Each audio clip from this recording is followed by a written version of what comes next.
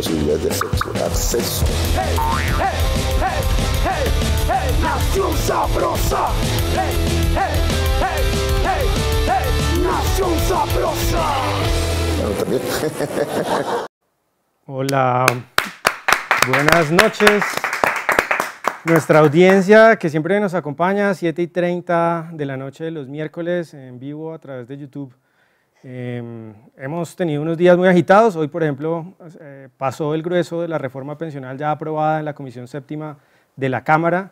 El tema de la reforma a la salud todavía parece estar un poco enredado, pero los desastres que dejan estas reformas en diferentes segmentos del sistema de salud, como en el que administra o provee servicios a los profesores, pues se siguen evidenciando. Pero estos han sido los temas: salud, pensiones, mercado eléctrico, que más hemos tratado en Nación Sabrosa, pero por supuesto no son los únicos, ni son los únicos relevantes. El tema de la paz, el tema del orden público, con unas disidencias de las FARC, por ejemplo, actuando de manera sádica, criminal en el sur del país, pone de relevancia pues que este es un asunto definitivo para el futuro del país.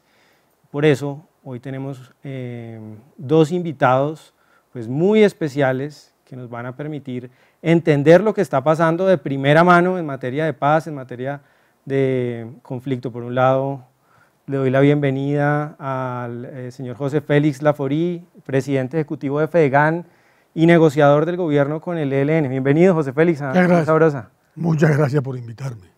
Y también a un amigo de la casa, el estimado Carlos Chacón, director del Instituto de Ciencia Política y pues un experto en temas de seguridad que nos va a traer su conocimiento para entender qué es lo que está pasando, no solo con el ELN, sino con el resto de actores armados en Colombia. Gracias, Julio. Bienvenido. José Félix, un gusto.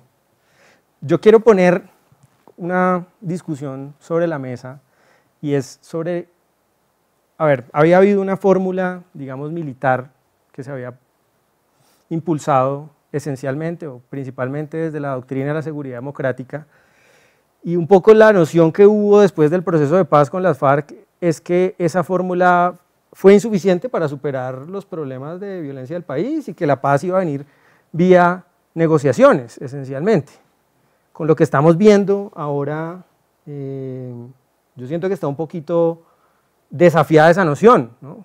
Sí sirven los procesos de paz para lograr la paz del país, para bajarle la temperatura pues, a la violencia, o, como parece ser lo que estamos viendo, los procesos de paz sirven para fragmentar esas estructuras criminales y al revés agudizar los problemas de violencia, por paradójico que suene. José Félix, comienzo por usted.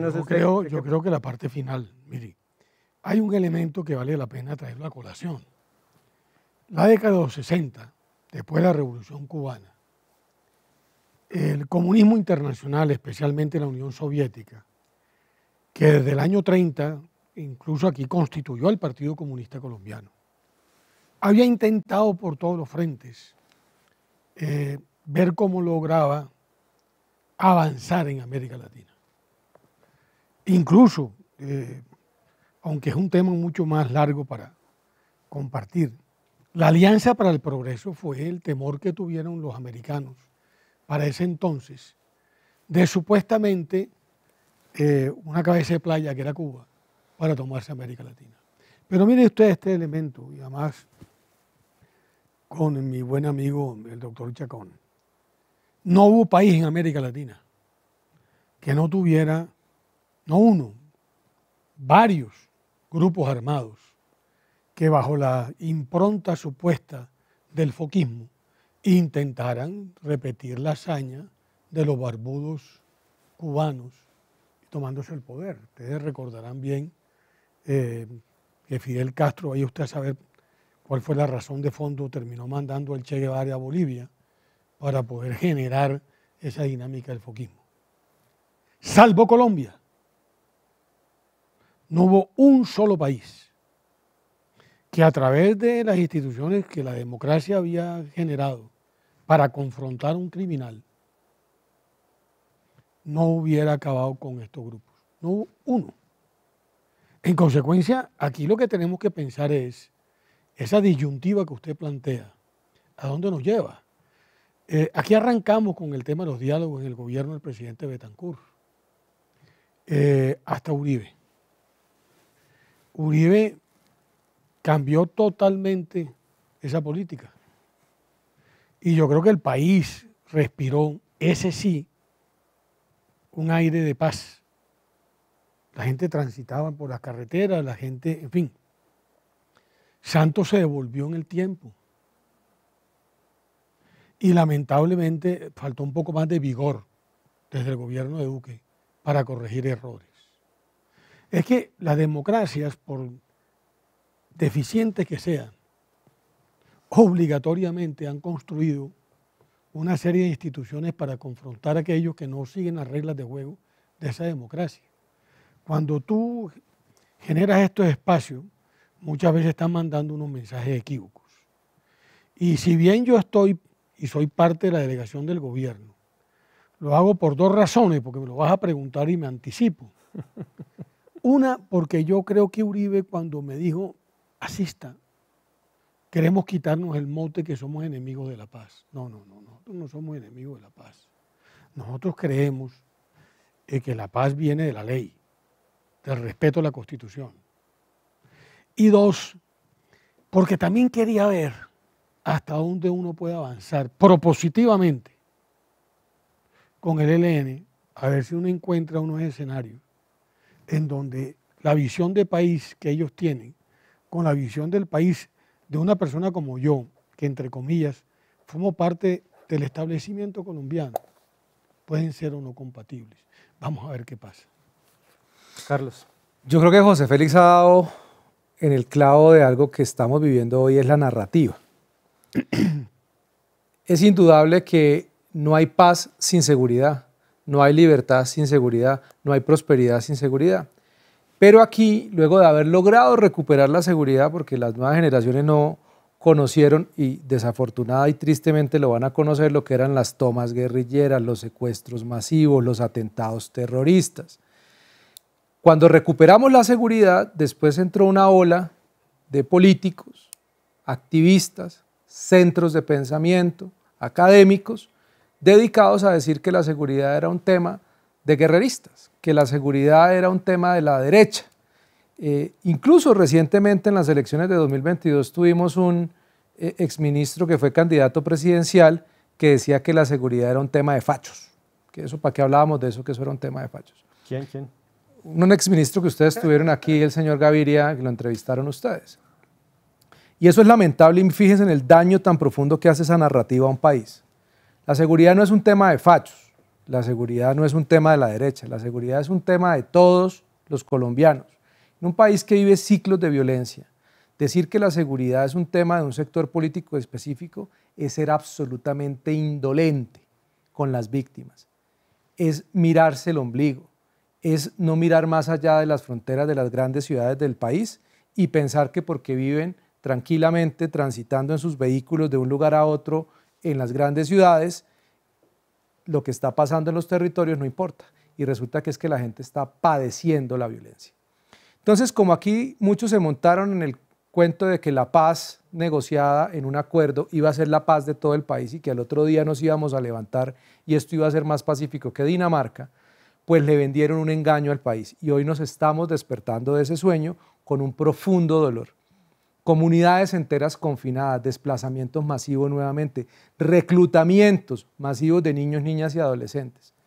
En serio que no haber considerado que había que mantener una política de seguridad para seguir garantizando que el Estado colombiano, haciendo uso legítimo de la fuerza, con un sistema judicial eficiente y efectivo, con una oferta de bienes y servicios públicos en esos territorios más afectados, con lo que se conocía en gran medida también como la acción integral de las fuerzas militares y la respuesta institucional, eran la clave, es decir, sostenibilidad de los esfuerzos, que los esfuerzos siguieran siendo sostenibles en el tiempo. No, aquí simplemente se convenció que tener unas fuerzas militares fuertes, unas capacidades, eso ya no se necesitaba porque ya se iba a firmar la paz y literalmente le hicieron creer al pueblo colombiano, a pesar de que la gente votó en contra de esos acuerdos, le hicieron creer a una gran cantidad de colombianos que listo, que el tema ya estaba solucionado. ¿Y con qué nos encontramos hoy?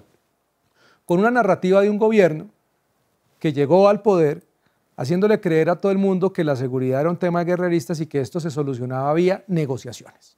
Aquí negociamos y solucionamos la paz porque lo que ha faltado es voluntad política para negociar. Bueno, tristemente, dieron la prioridad a las negociaciones, múltiples negociaciones, le dieron reconocimiento político a estructuras criminales que no deberían tenerlo, pero hasta eso se permitió gracias a la ley de la paz total en el Congreso y que la Corte Constitucional declaró su exequibilidad.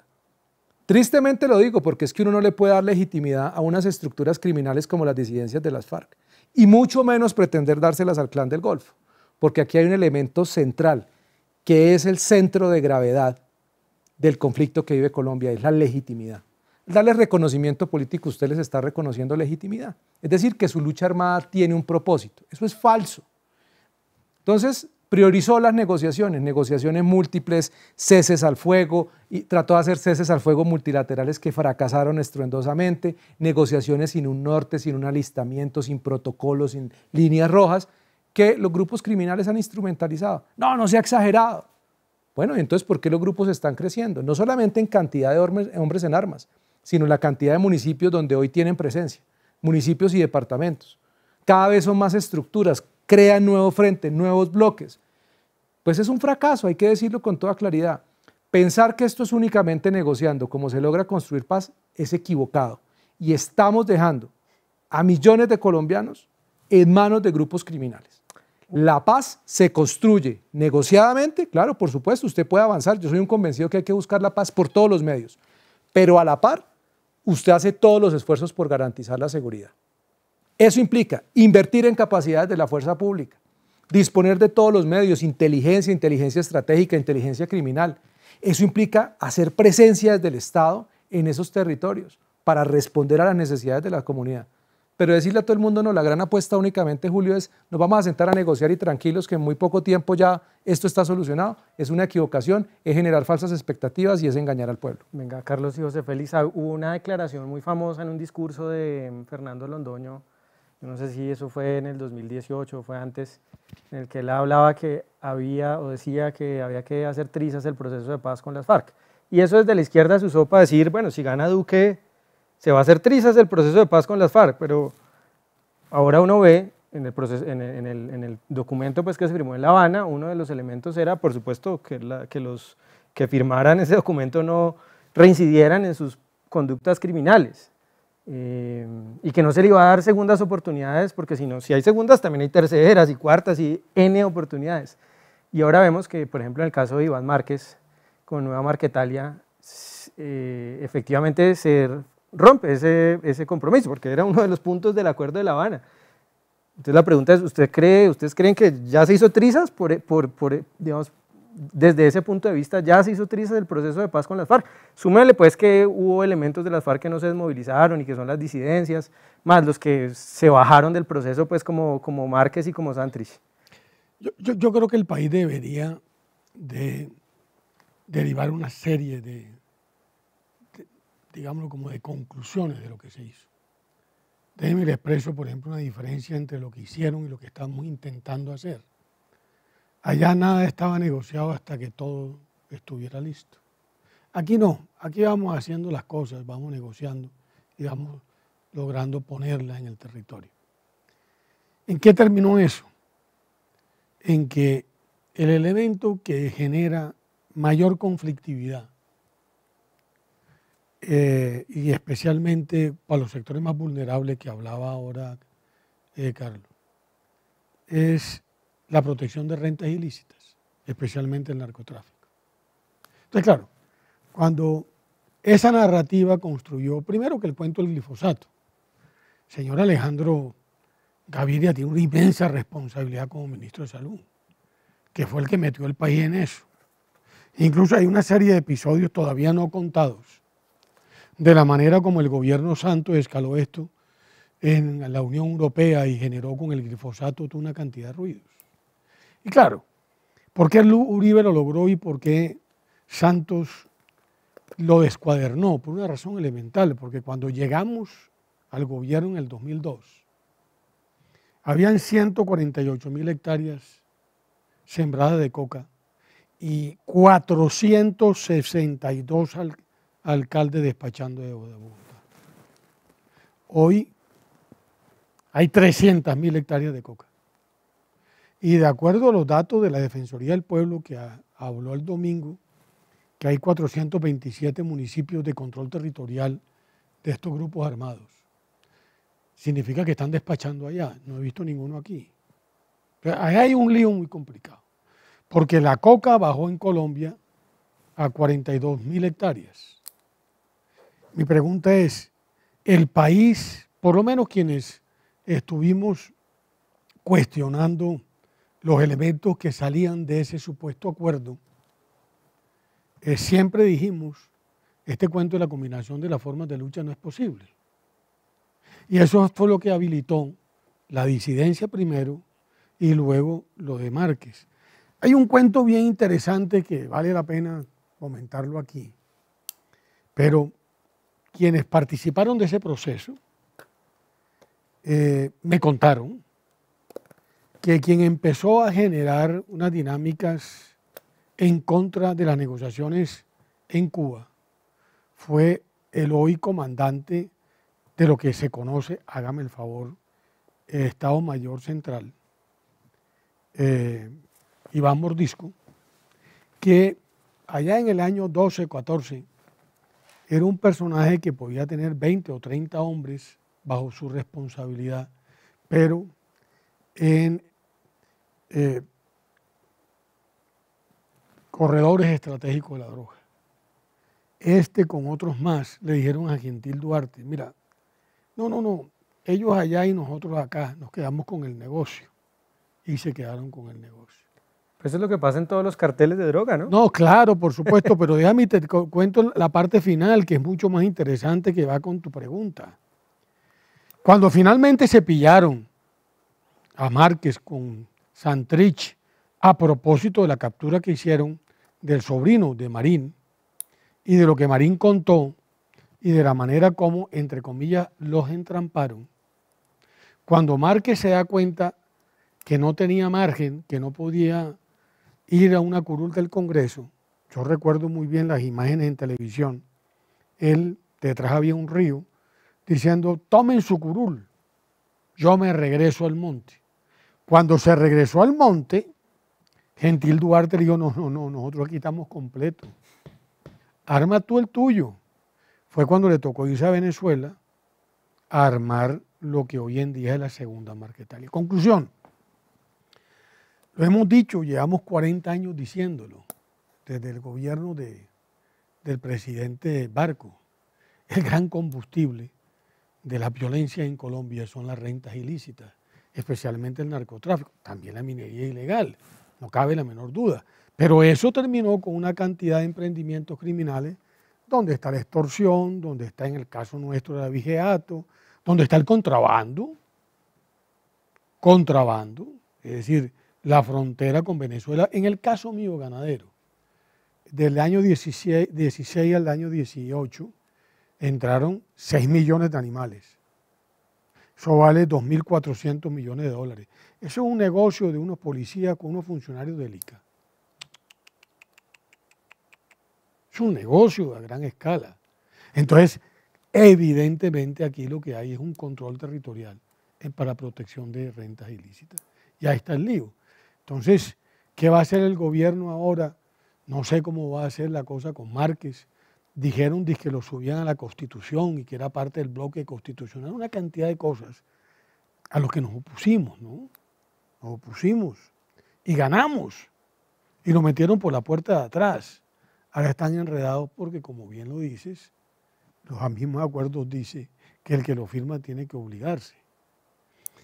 Entonces el país está un poco enredado en el tema de paz total. Vamos a ver cómo las cosas siguen fluyendo en el curso de estos meses, no digo años. Carlos, ¿la paz total o el proceso de paz hizo trizas? ¿O todavía podemos hablar de que existe un...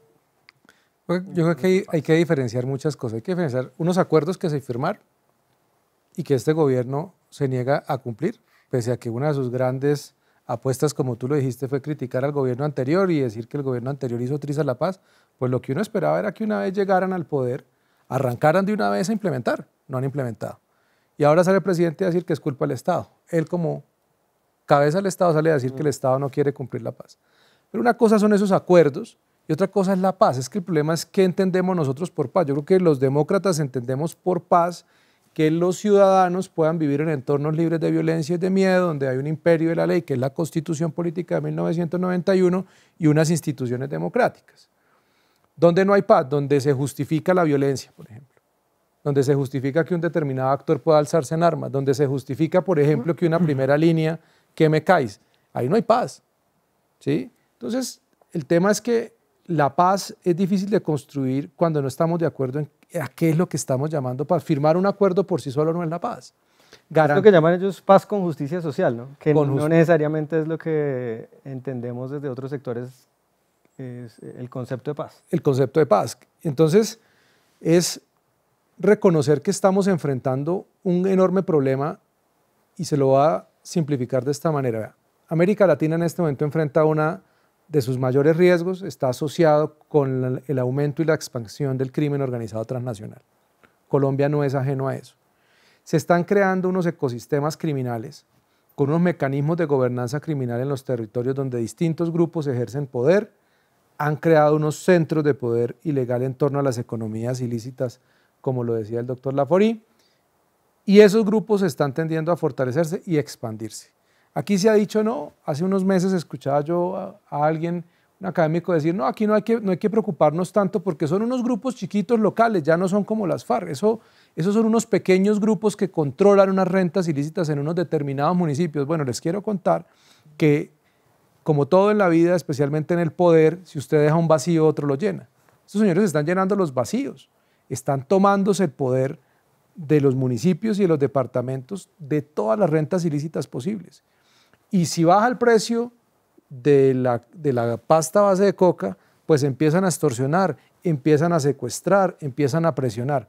Pero además hay un interés que ya lo hemos vivido, es que este país tiene historia de eso. Estos grupos empiezan a cooptar las entidades del Estado, porque la plata de lo público también es parte de las rentas que ellos quieren captar de manera ilegal, de manera violenta. Entonces, lo que estamos viendo es una expansión descontrolada de estos grupos, ya con una vocación de enfrentar al poder del Estado. Y lo que estamos viendo en el Cauca es eso. Entonces, la paz está en crisis es porque no hemos definido, primero, qué entendemos todos por paz. Segundo, una política de seguridad concreta, clara, con capacidades suficientes para garantizar la seguridad en los territorios, para enfrentar a los grupos y disuadirlos. Es que, Julio, si usted no le muestra a los grupos criminales los dientes, usted no puede pretender que ellos se van a sentar en la mesa en condiciones de ceder. Por eso es que en las negociaciones ellos no hablan de dejación de armas, no hablan de desmovilización y reincorporación, no hablan de reparación a las víctimas, no hablan de entregar las economías ilícitas, hablan de otras cosas, transformaciones, ya ni siquiera hablan de llegar a un punto de la negociación para el fin del conflicto, hablan de una transición hacia la paz, una transición que implica, la transición es de hoy a cuándo, a 100 años, a 2 años, a 5 años, no, ya no hablamos del fin del conflicto. Antes al menos se decía, bueno, este es el fin del conflicto con las FARC, y entonces uno más o menos decía, bueno, listo, vamos a llegar a, se acaban las FARC oficialmente y entonces les damos curules y reconocimiento político y tal. No, aquí no hablamos nada de eso, aquí hablamos de una transición hacia la paz, que no sabemos cuánto va a durar. Es que el proceso de paz parece que dejó de ser un medio para llegar a la paz a ser un fin en sí mismo, ¿no? Estar negociando continuamente. José Félix, me van a regañar si yo no le hago las preguntas difíciles. Y usted ahorita me dijo, bueno, yo le voy a preguntar claramente sobre su papel en el proceso de paz con el ELN, pero hay un asunto que se está hablando cada vez con mayor intensidad, y es que el proceso de paz con el ELN puede ser como la plataforma para lanzar una Asamblea Nacional Constituyente o algo parecido, para cambiar la Constitución a partir de unos acuerdos que se hagan con el ELN. Yo cada vez que debato con alguien del otro lado del espectro ideológico me dicen, pero es que José Félix Laforí está en la mesa sentado con el ELN, pero pues uno va a ver el resto de negociadores, pues a cabeza de Vera Grave y Oti Patiño, pues que tienen de todo menos de agentes de centro imparciales, son ex guerrilleros, o sea, es una mesa cargada ideológicamente, pero sí preocupa que siempre salga su nombre. ¿Usted no le preocupa que usted esté jugando un papel de validador de todo un espectro político y que eso sirva, porque pues al menos cosméticamente una constituyente debería contar con gente como usted?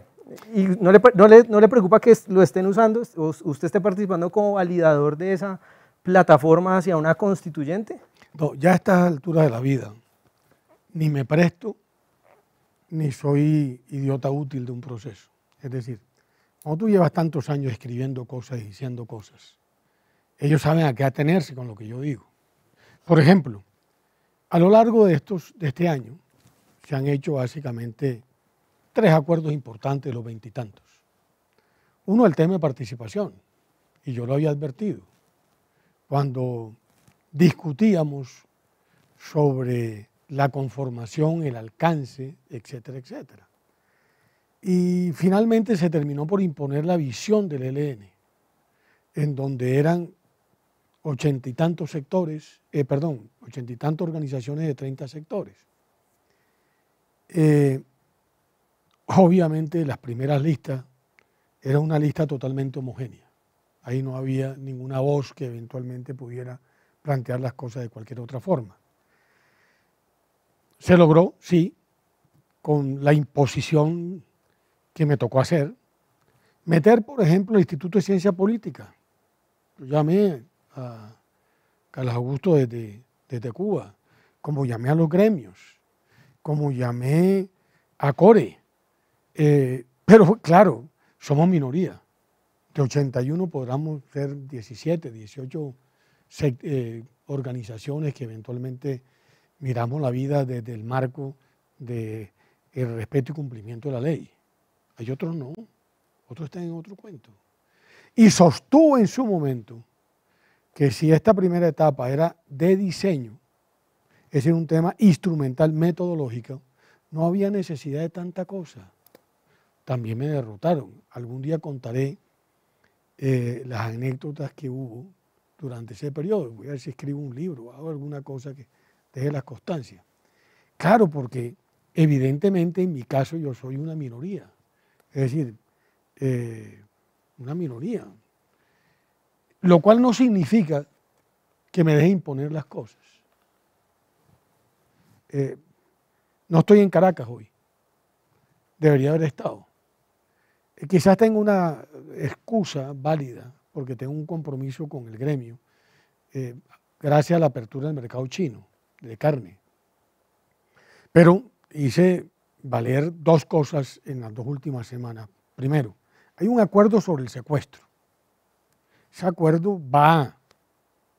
Veo a Oti Patiño también en la misma postura. Y el lunes hizo un comunicado como consejero del gobierno diciendo no se puede firmar ningún acuerdo si el tema no quede claro. Y segundo, advertir sobre el tema de la caja de Pandora, que ya lo había advertido en la mesa. Es decir, usted no puede desbordar las competencias.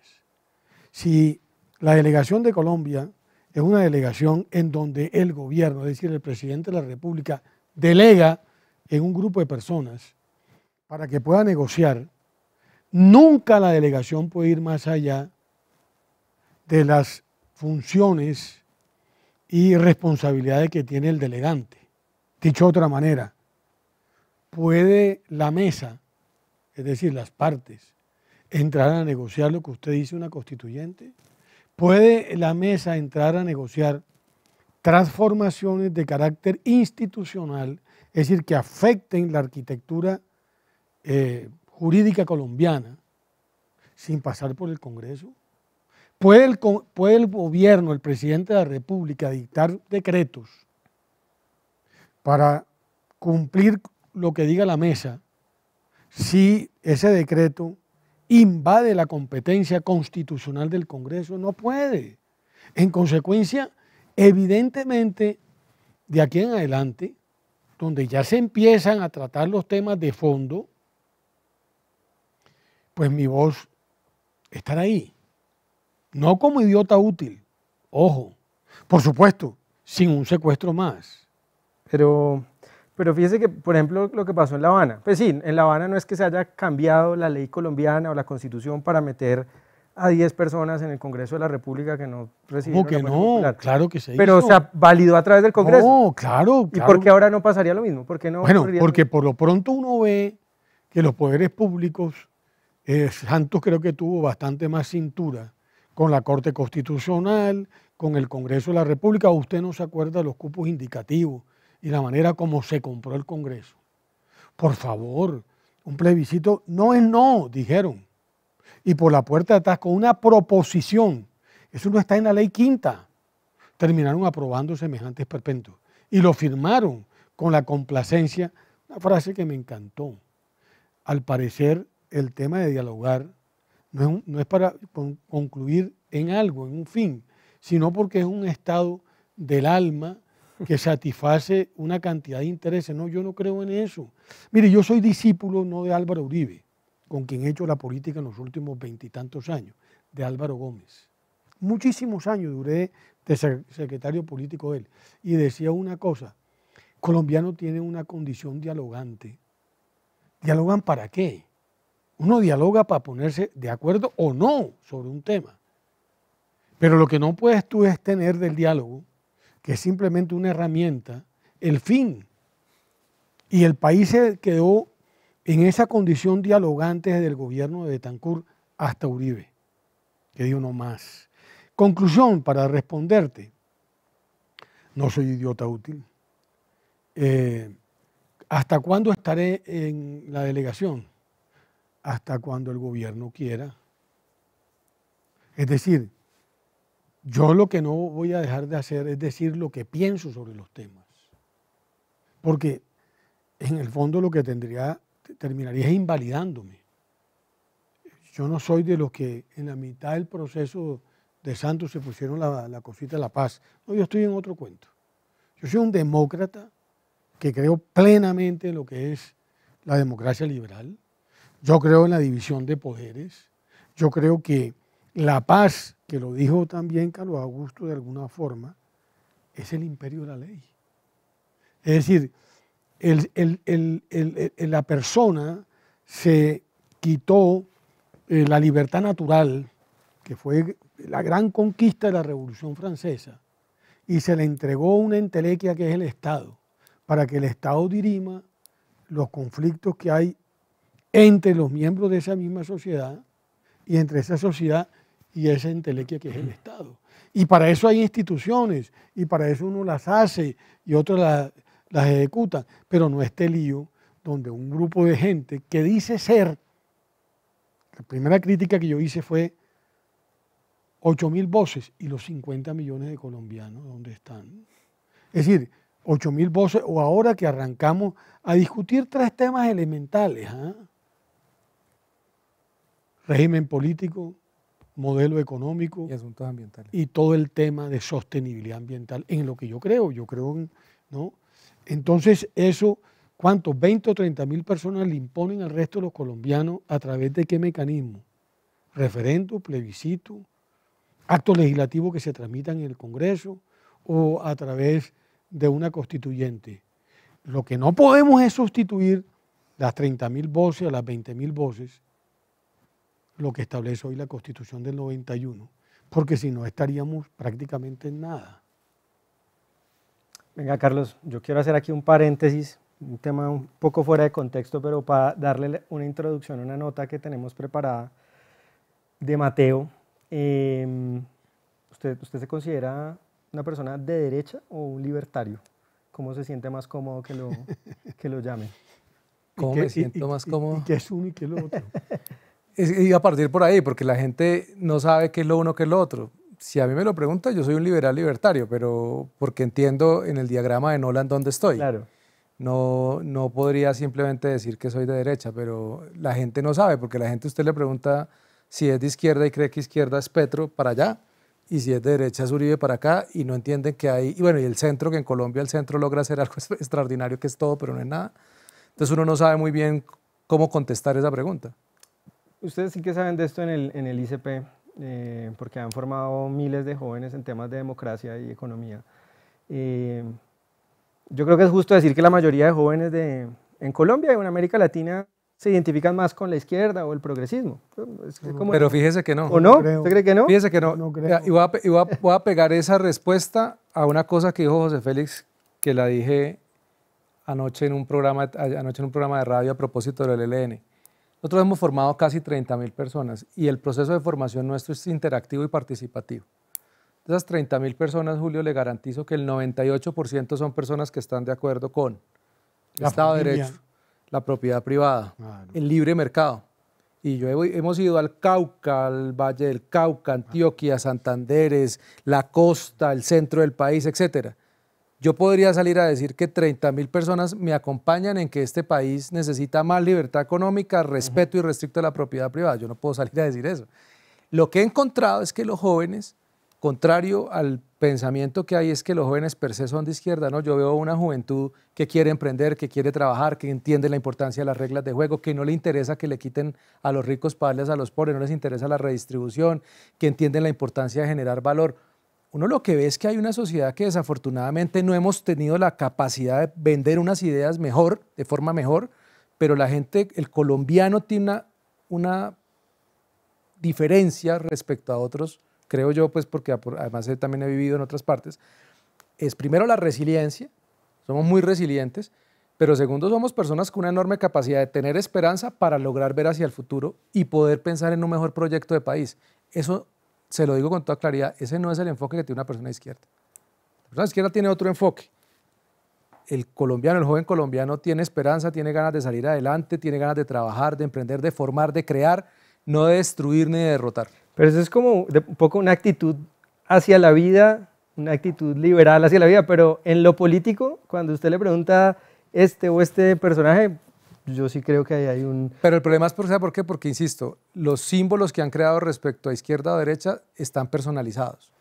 Bueno, muy interesante esta discusión y tenemos una editorial de Mateo Amaya haciéndonos esa pregunta, que es válida. ¿Los jóvenes en Colombia se identifican con la izquierda y por qué?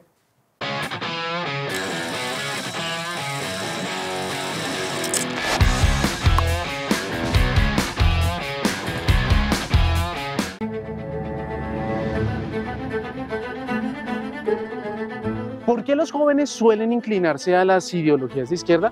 Por ahí hay un dicho que dice que si usted es joven y no es de izquierda es porque no tiene corazón, pero que si sigue siendo de izquierda ya de adulto es porque no tiene cerebro. ¿Será correcto? De cierta manera, la izquierda es un refugio de la realidad y de la responsabilidad. Soy pobre es que es culpa de los ricos. Soy feo es que es culpa de que hay más personas guapas que yo. Soy débil y así con todo. Tú no tienes la culpa, es muy cómodo, todos tienen la culpa de tus desgracias. Mientras uno va madurando, va fortaleciendo su individualidad y de ahí la conciencia de ser responsable de sus propios actos. Pero antes de esa madurez, aunque claro, hay muchos adultos que siguen con esa mentalidad infantil, usted se siente un ser supremo, un ser superior y obviamente los seres perfectos no cometen errores, así que cualquier desgracia que a usted le llega no es culpa de usted, es culpa de un opresor. El problema es que esas personas que no maduraron, que se consideran siempre víctimas, son casi siempre aspirantes a ser ellos los opresores, sin contar con esa persona que consigue el poder para ser opresor. Si el pueblo dice más adelante iré. Estas personas se suben en un pedestal de superioridad moral. Voy a luchar por todos aquellos desfavorecidos como yo. Buscan la igualdad de resultados a toda costa, sin importar si alguien es más creativo, más trabajador o más vago. Creen que es posible un mundo así en el que todos sean iguales. Es así que no aceptan la realidad, sino que se basan en lo que ellos quieren que sea la realidad. Solo supongamos que el gobierno reparte todos los recursos de la nación de manera completamente perfecta y conseguimos la tan anhelada igualdad absoluta. En un segundo eso comienza a ser desigualdad. Una persona pierde su botín, otra persona lo cambia por cervezas, otra persona se lo regala a otra. No es posible. La igualdad absoluta solo cabe en los idealistas que viven en las nubes. Así que esa frase que dijimos al principio tiene cierta razón. El de izquierda piensa con el corazón y no piensa con el cerebro. Así que cualquier obra igualitaria que se le ocurra dice que se puede crear simplemente porque se desea.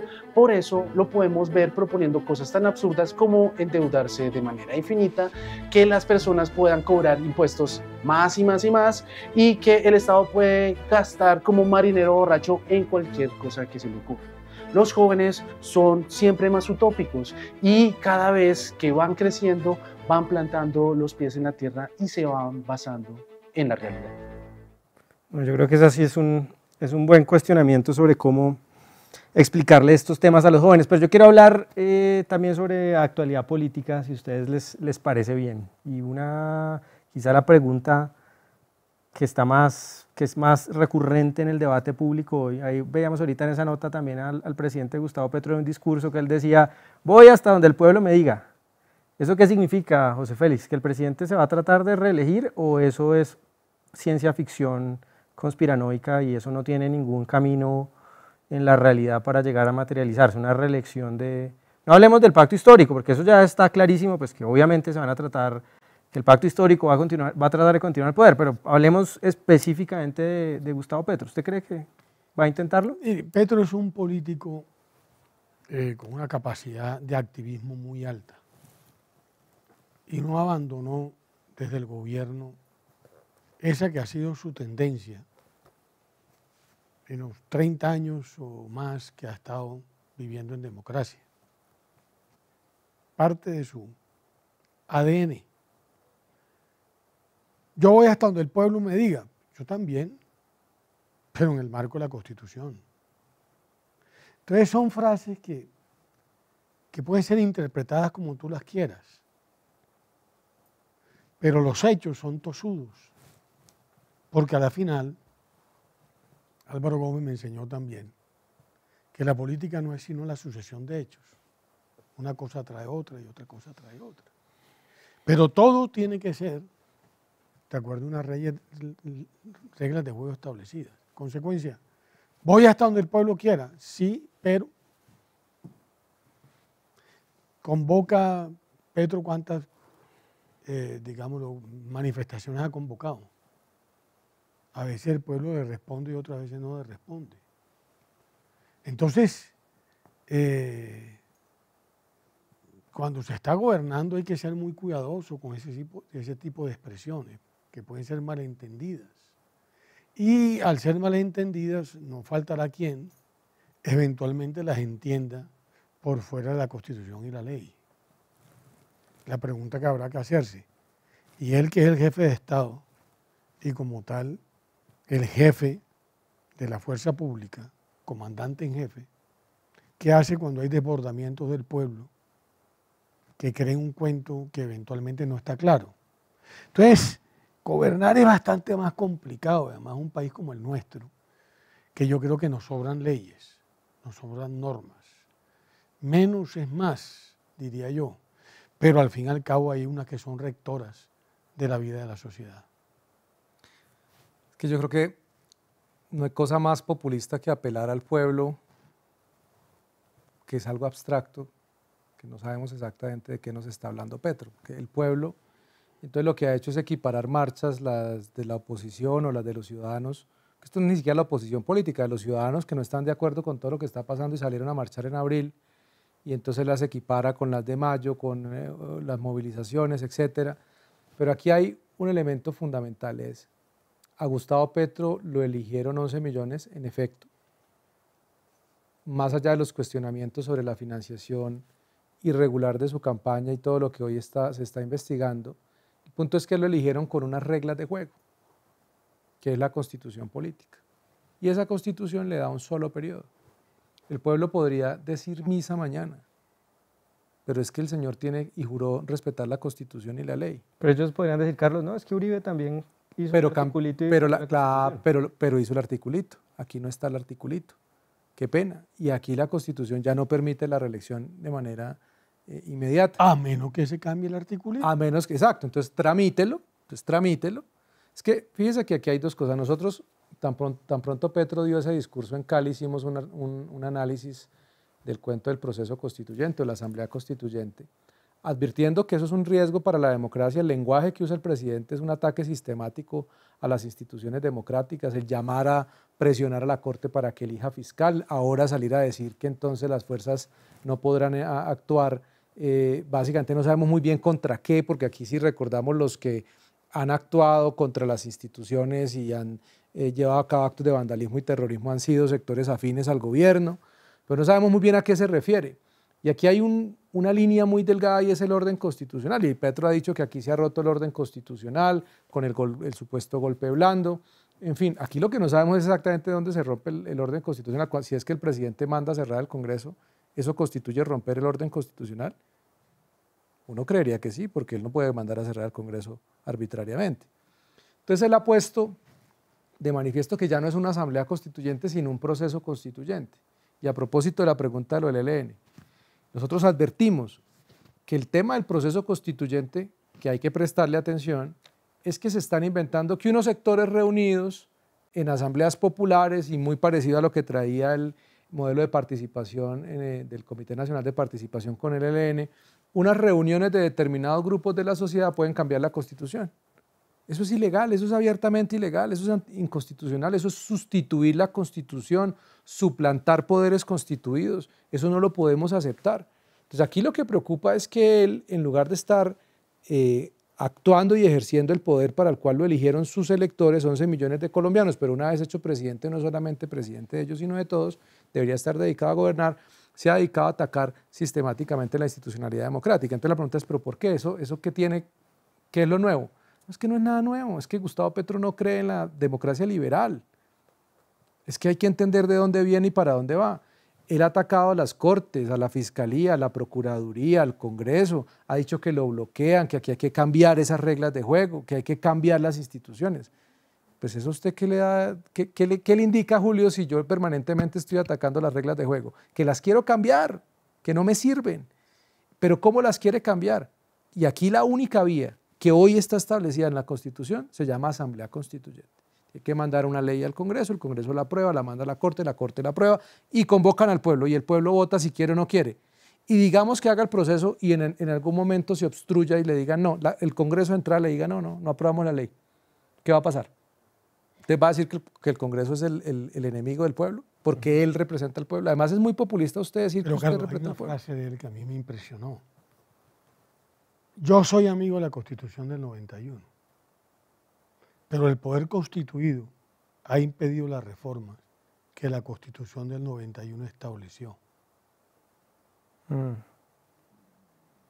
Es como que valida o legitima una parte de la Constitución y otra parte no. Eso es más o menos lo que dice Petro. Lo que dice es mucho más allá. Porque cuando alguna vez le preguntaron al presidente Petro, venga, ¿y usted no formó parte del M-19 que hizo posible la Constitución? Entonces digo, sí, claro, es que a mí lo que dice allí, estoy de acuerdo. Pero los poderes constituidos, es decir, el Congreso, las Cortes, etcétera, etcétera, han impedido la reforma, las transformaciones que estaban de alguna manera insinuada o sugerida en la Constitución del 91. Ese es como el elemento central de ese discurso, que a mí me parece que tiene demasiado aristas y que cualquiera que fuere la dinámica, los dos estamos en la misma postura, obligatoriamente tiene que respetar lo que está establecido, porque es que tú no puedes, a través de un decreto, cambiar el poder constituido. Es decir, no me gustan los jueces, pues cambio la Corte. Pues así lo hizo Chávez y Maduro. Sí, claro, pero eso hoy en día es una dictadura. Así lo ha hecho Nicaragua, pero es una dictadura. Así Cuba lo hizo y fusiló a mucha gente. Sí, pero es una dictadura. Entonces, claro, quienes todavía seguimos creyendo, y somos por fortuna la inmensa mayoría de los colombianos, es una democracia de corte liberal, debemos entender que lo primero es respetar las reglas de juego. Pero hay un riesgo, perdóname que lo interrumpa, José Félix, pero hay un riesgo que es el latente en este momento y es la amenaza del proceso constituyente. Entonces están usando también el tema, ¿no? Entonces, si usted no me aprueba la reforma pensional, entonces eso demuestra que usted me está bloqueando, entonces me toca la constituyente. Si usted no me aprueba la jurisdicción agraria, entonces usted es un enemigo.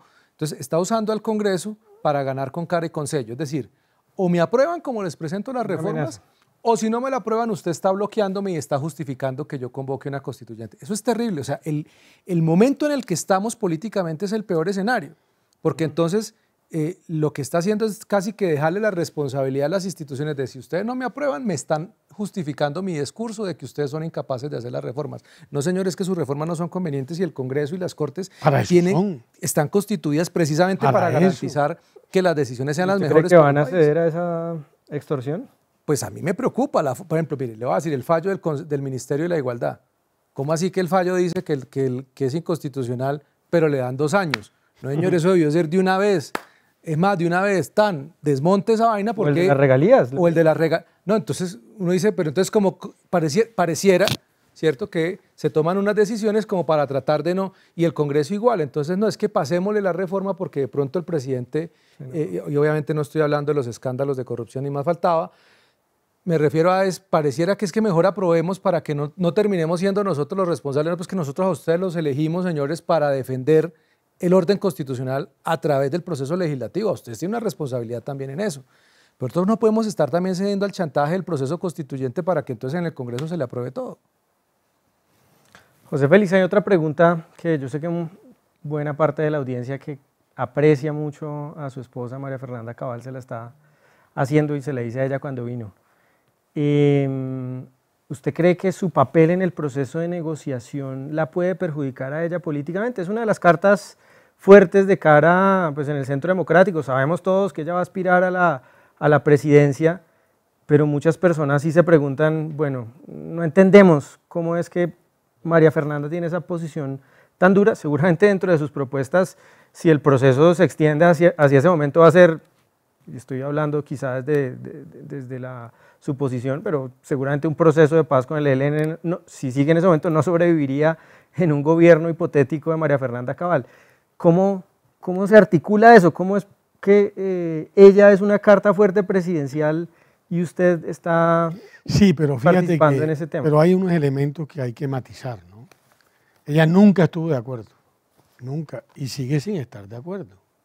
Y lo ha dicho por activa y por pasiva. No obstante lo anterior, todo lo que yo he hecho siendo parte de la delegación del gobierno, nunca ha,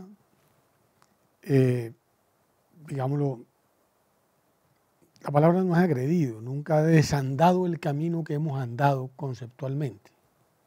Es decir, nadie me ha visto a mí decir cosas que anteriormente haya dicho en sentido contrario. O nadie me ha visto matizar situaciones que, por críticas que sean, eventualmente me ponen a mí en una orilla equivocada. No, yo creo que con María Fernanda hay una inmensa identidad conceptual, ¿no? Toda una vida. Aquí con María Fernanda, entre casado y novio, llevamos 40 años. Por supuesto, hay ciudadanos que no entienden el tema. Por eso he dicho 1000 veces que esto eventualmente nos quita una especie de rotulación injusta de enemigo de la paz. No.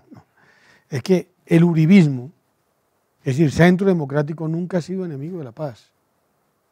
Ha sido amigo del imperio de la ley. Ha creído que para eso hay unas instituciones que tienen que confrontar a los criminales.